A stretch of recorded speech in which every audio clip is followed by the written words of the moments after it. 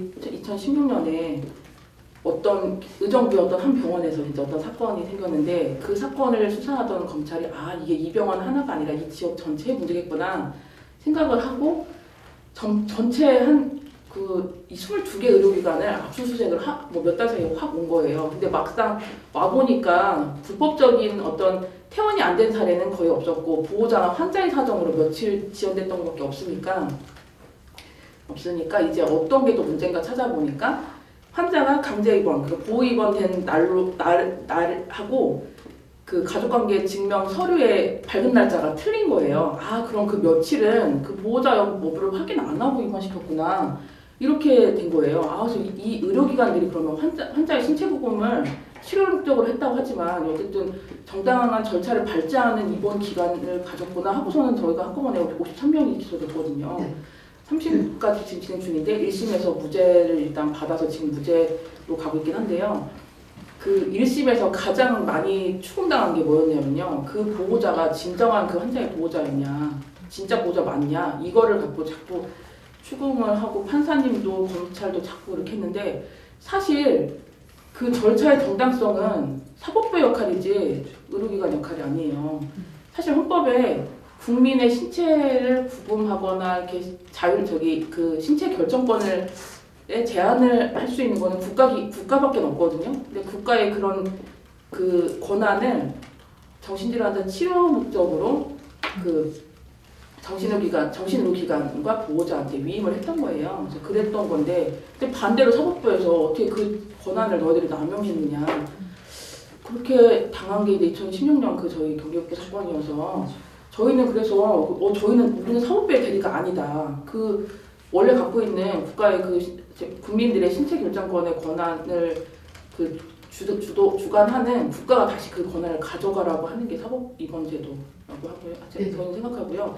사법 입원 제도가 자꾸 입원만 얘기하는데 사법 입원 제도 갖고 있는 사법 입원 제도라는 어디는 좀 부적절한 것 같아요. 사법 치료 제도라고 해서 입원 말고 치료와 관리까지 다 사법적인 권한 안에 법적 테두리 안에 들어가는 그런 제도가 됐으면 합니다.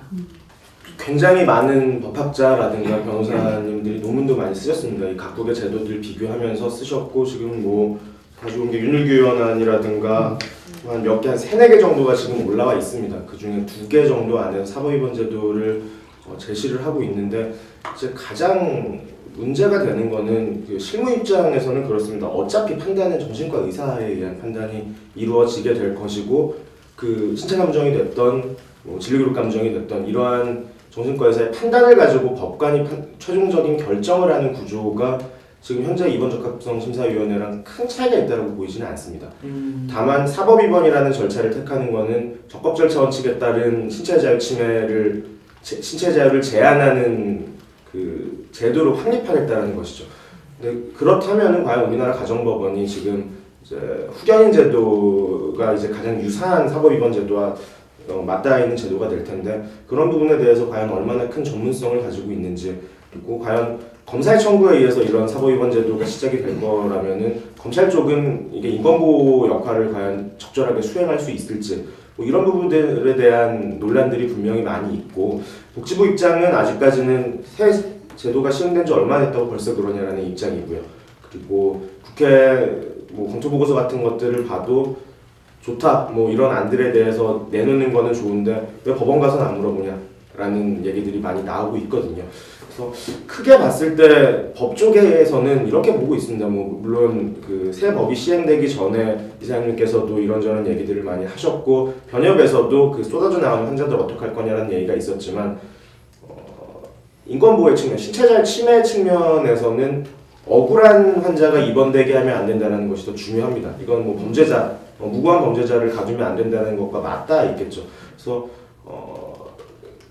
또한 이재명 지사 사건도 있기는 합니다만 남용되고 있던 것 자체는 부인할 수 없는 사실일 거예요. 그리고 인신보호법에 따른 구제 청구가 이루어지는 그 사례들도 점차 늘어나고 있고 인용률도 분명히 늘어나고 있고요. 그리고 치료감호법에 따른 그 범죄자들을 예방적으로 구금하는 것이죠. 결국 치료감호라는 것도 치료감호법에 따른 치료감호 청구, 검사의 청구에 대해서도 기각률이 굉장히 높습니다. 낮은 편은 아니라고 생각을 하거든요. 일반인의 통념과는 법조인들이 분명히 다른 시각을 가지고 있기 때문에 사법위반이라는 것이 정착이 되려면은 법조인들의 인식이 좀 바뀔 필요가 있겠고요. 그 과정에서 가장 중요한 거는 결국 정신과 선생님들의 롤입니다. 어떠한 의견을 내주느냐, 그리고 이러한 인권과 치료가 다르지 않다라는 것, 그리고 이 제도를 남용할 수 있는 위험성을 보호자들도 제거를 해야 되지만 그에 동조하고 있었던 의사들, 그리고 많은 논문들을 보면은 경제적 유인을 빼놓지 않고 있습니다. 의사 선생님들의 경제적 유인을 빼놓고 있지 않은데 이 부분은 정부도 나서서 적절한 수가 보전이라든가 국가 책임에 따른 그 치료비 지원 이런 것들이 돼야겠지만 지금까지 이 제도를 잘못 이용하고 있던 의사들의 책임 이런 것도 당연히 거론하지 않을 수가 없을 거고요. 그런 환경들이 완전히 구비가 된 후에야만 사법위반 제도가 지금 가능하다라고 생각이 되고 있고, 아직까지는 이런 절차적인 정당성이라든가 이런 법조인들의 그 캐파가 없고 질적인 캐파라든가 양적인 캐파가 다 있는 상황도 아니고, 그리고 헌재판 결정에서도 나왔던 그 정신질환자들에 대한 조력인이 누가 될 것인가, 결국 국선변호인과 유사한 제도가 운영이 돼야 될 텐데 아무리 변호사가 늘고 있다고 하더라도 그에 대한 전문성을 가진 변호사들이 과연 얼마나 될 것인가, 이런 부분들을 고려하면은 사법위반보다는 아직은 복지부에서는 새로운 제도가 그나마 이 분야에 좀 더 전문성이 있는 분들이 모여서 행정적인 절차에 따른 구금이 아니라 치료라는 요건을 지금 충족하는지를 보고 있다라는 생각을 하고 있는 걸로 보이고요. 사법위반을 하기 위해서는 결국 이게 구금이라는 인식이 널리 퍼져야 되는데, 오히려 지금 많은 선생님들, 환자 가족들이 이걸 구금이라고 생각하지 않으시거든요. 그러니까 구금이 아닌데 과연 사법위반, 법원의 영장 혹은 결정에 따른 그런 구금에 준하는 절차를 가져가야 되는 것인가, 이런 모순되는 부분에 대한 지적들은 분명히 존재한다는 걸 좀 말씀을 드리고 싶습니다.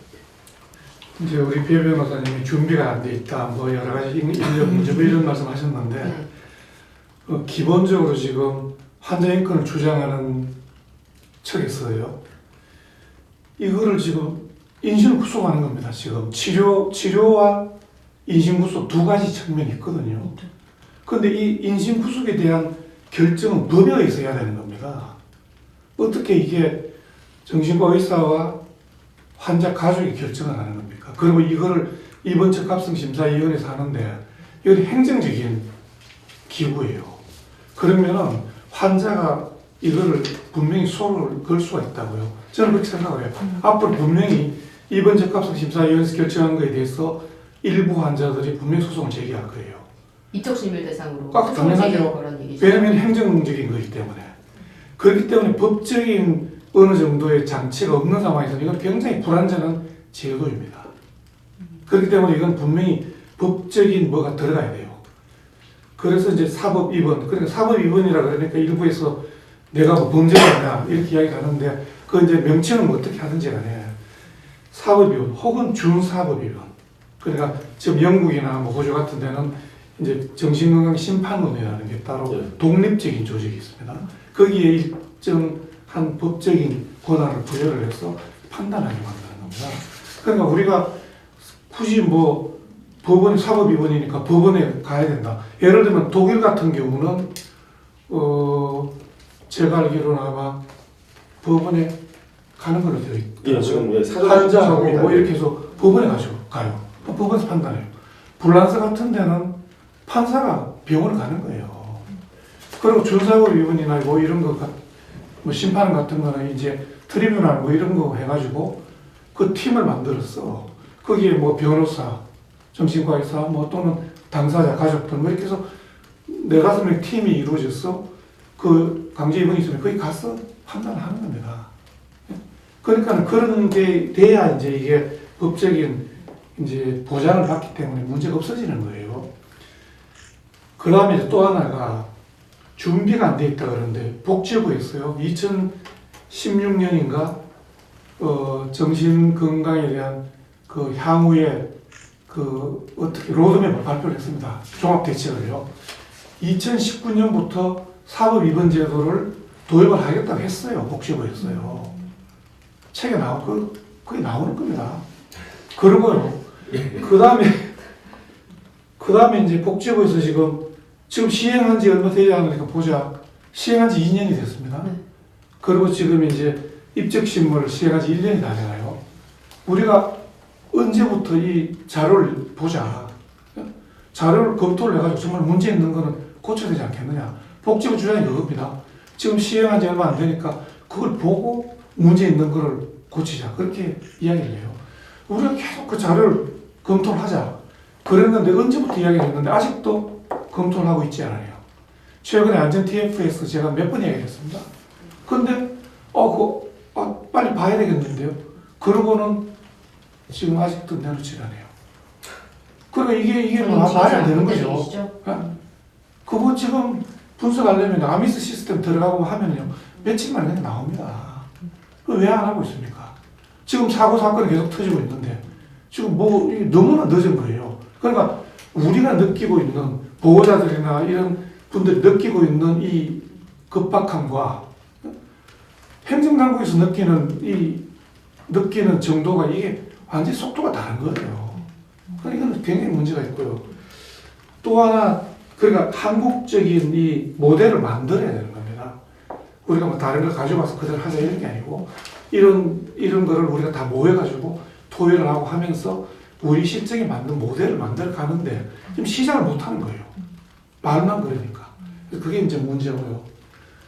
2016년에 법원행정처에서 사법위반에 대한 용역 보고서 나와 있습니다. 예, 거기 보면은 처음에 입원할 때에 검토하는 것, 3개월, 6개월째 하는 것 해가지고 전체 한 20만 건의 그 강제 입원을 다 이걸 하게 되면 판사가 몇 명이 필요한가? 그 판사가 바로 한다는 전제하에. 제가 정확하게 기억이 안 나는데 200이 좀 안 돼. 한 200명 좀 더 되는 그러고요.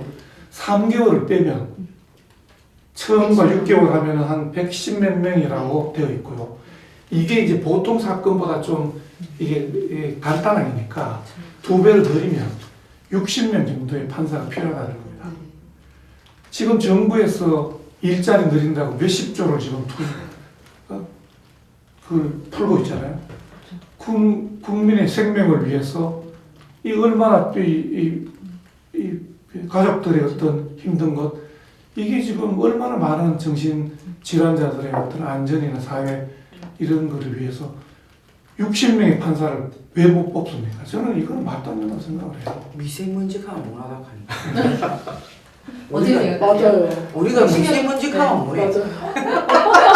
맞아요. 맞잖아요. 인력은 당연히 뭐 어떤 방식으로든 준비를 할 수 있을 겁니다. 이거는 뭐 전문성이라는 거는 교육시키면 되는 거고요, 사실. 그리고 굉장히 뭐 조력인뿐만이 아니라 결국은 정신과의사의 진단이 없으면 이 제도를 시행할 수 어떤 제도든 시행할 수 없기 때문에 뭐 판사 충원에 의한 사법 위반 제도, 그러니까 영장에 의한 제도, 법원 결정에 의한 제도를 시행하는 데는 교수님 말씀하신 것처럼 큰 문제는 당연히 없다라고 보이고요. 다만 이제 이 신체 자유 침해라는 것이 반드시 법원에 의해서만 이루어져야 되는 것은 아니라고 보이고 형사절차에서의 구속이 아니기 때문에 영장이 필요한 절차는 아닙니다. 법률에 의해서는 아까 심판원 얘기하신 것도 그렇죠. 준사법기관제도. 그러니까 교수님 걱정하시는 부분은 결국 행정 권력 하에 있는 그 기관에서 하는 것이 독립성을 보장할 수 있느냐라는 측면에서 말씀하신 걸로 생각이 되고, 다만 그 지금 유사위원안이라든가 그런 사법위반 제도에 대해서는 법제처에서는 또 사법기관에서 이걸 시행하는 거는 상권분립 위반이다 이런 얘기를 또 하고 있습니다. 왜냐하면 이 정신보건법의 그 주관부처 자체가 보건복지부고 행정 권력 하에서 이루어지는 일들인데 이걸 왜 사법부가 들어가냐라는 취지로 좀 읽히는 부분이기 때문에 법제처에서조차 그 법을 다루는 기관에서조차 좀 이런 상반된 시각을 가지고 있다는 거. 못하고 있는 거죠. 예, 그러니까 법조인들이 이 사정을 뭐 알고 하는 얘기는 당연히 아닐 거라고 생각을 하고요.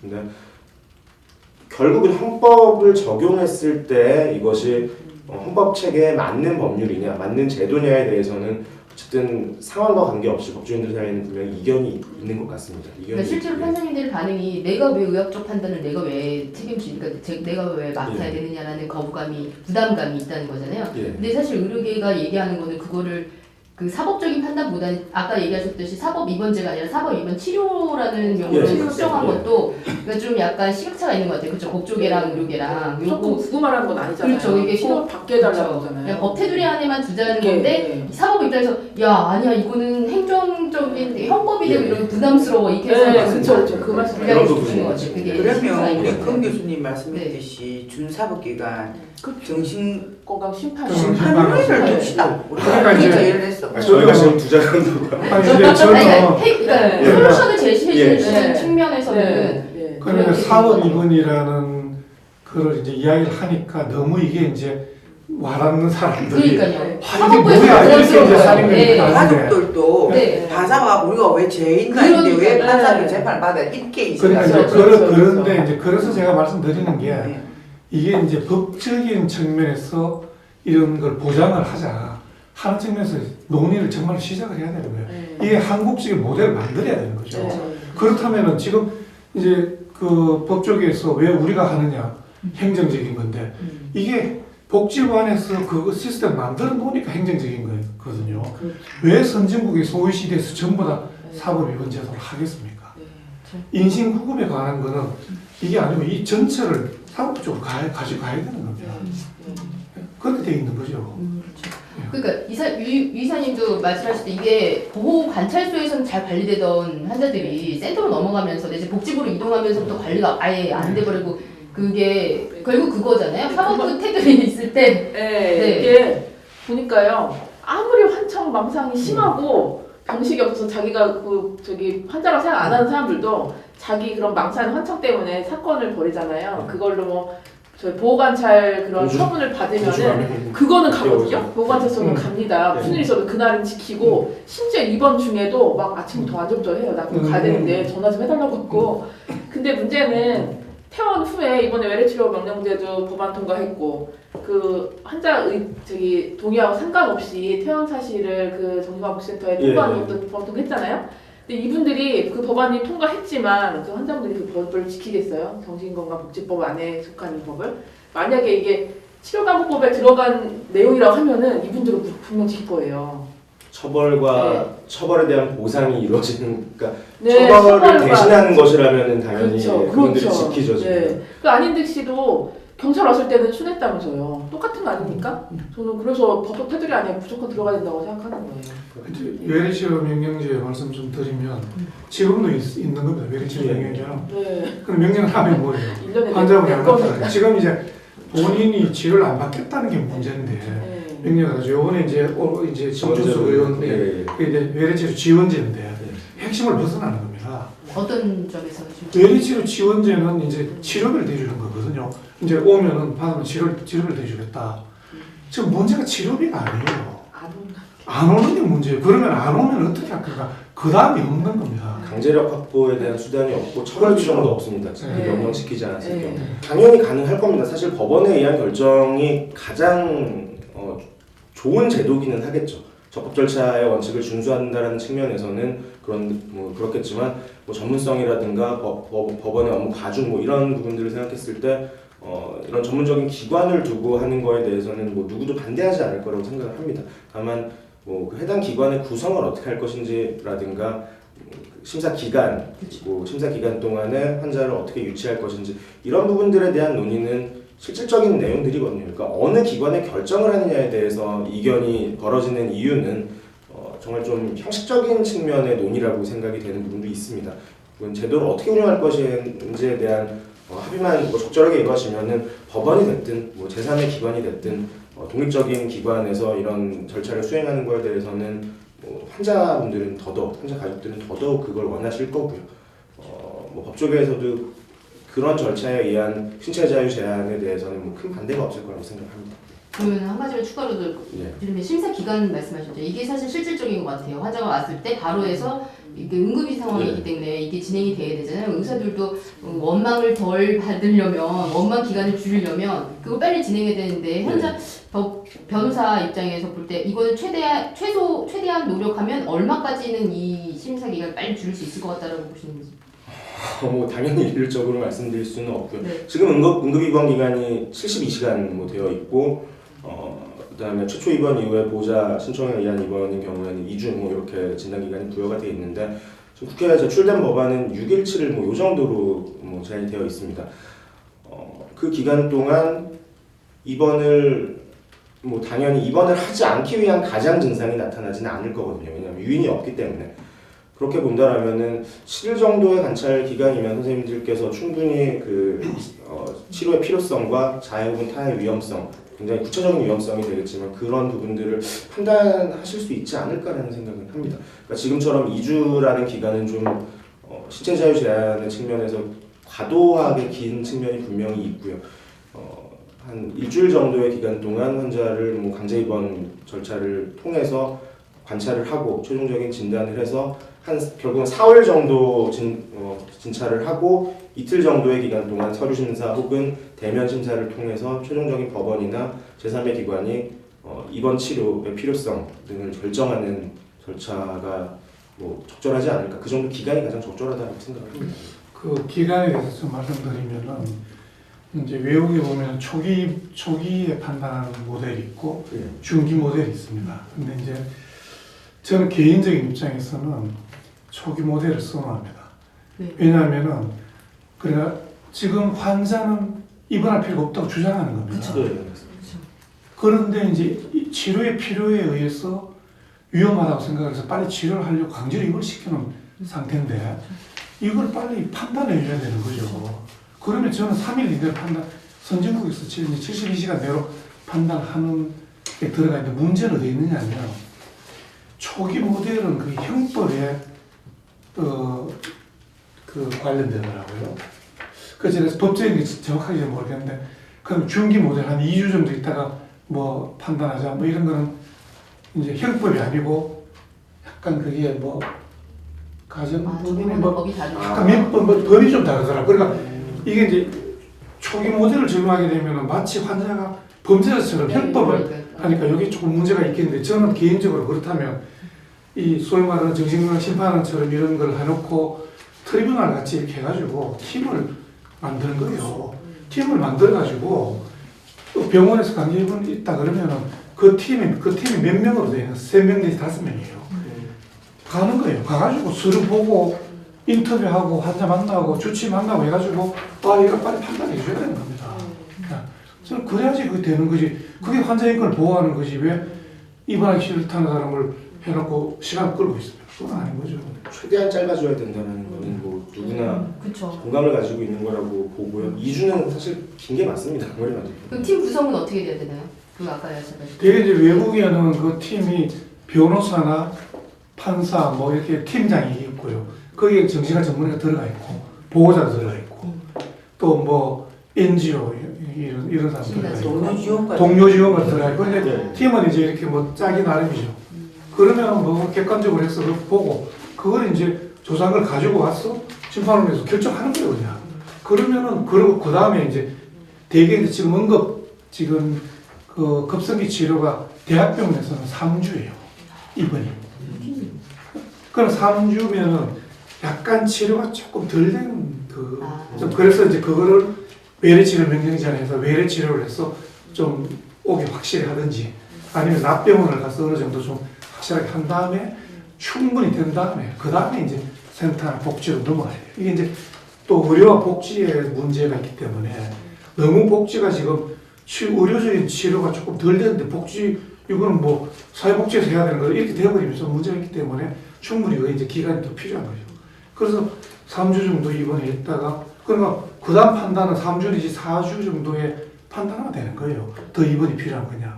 그리고 나머지는 이제 뭐 납병으로 간다든지 뭐 외래 치료로 외래로 간다든지 이렇게 가면 되는 거예요.